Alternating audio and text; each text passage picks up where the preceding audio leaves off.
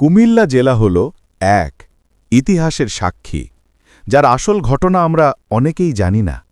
বাংলাদেশ নামটা যখনও মানচিত্রে ওঠেনি, তখনই কুমিল্লা ছিল ইতিহাসের পাতা জুড়ে এক উজ্জ্বল নাম। মোগল আমল থেকে শুরু করে ব্রিটিশ শাসন, এমনকি পাকিস্তান আমলেও কুমিল্লা ছিল প্রশাসনিক কেন্দ্র, ছিল শিক্ষা, সংস্কৃতি আর ব্যবসার প্রাণকেন্দ্র। চৌধুরী, নবাব, আলেম সবাই বলতেন যে কুমিল্লা বোঝে সে পূর্ববঙ্গ বোঝে। কুমিল্লা তখনই বিভাগ হওয়ার সব যোগ্যতা অর্জন করেছিল।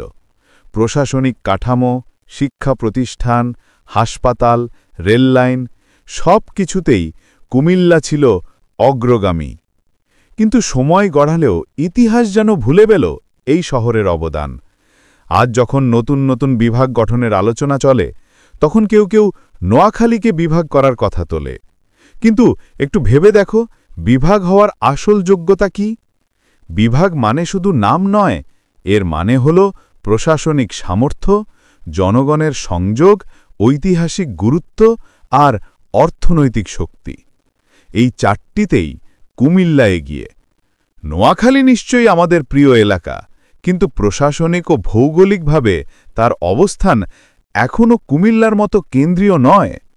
যেখানে কুমিল্লা শত বছর ধরে বিভাগীয় দায়িত্ব পালন করছে, সেখানে নোয়াখালী এখনও জেলাকেন্দ্রিক উন্নয়নের ধাপেই রয়েছে।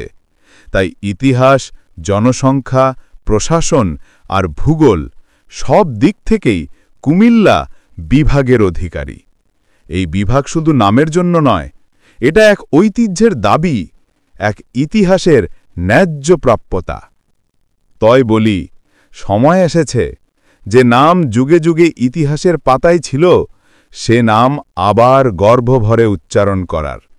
কুমিল্লা বিভাগ, ইতিহাসের সাক্ষী, বাংলাদেশের হৃদস্পন্দন।